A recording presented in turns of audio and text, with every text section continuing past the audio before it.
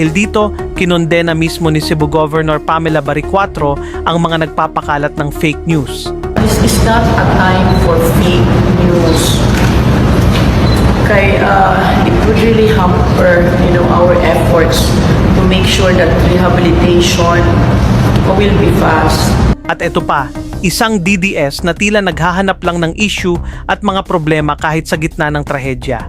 Grabe talaga si BBM. Tingnan nyo naman, 20 pesos per kilo ng bigas doon sa Cebu na nasalanta ng lindol. Hindi pa ginawang libre. Malamang, yang galunggong na yan ay isa sa mga bumoto kay PBBM.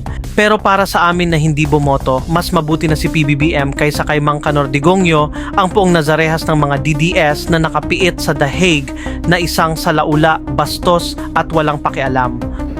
Mahirap kayo, putang ina, sige. Magtiis kayo sa hirap at gutom.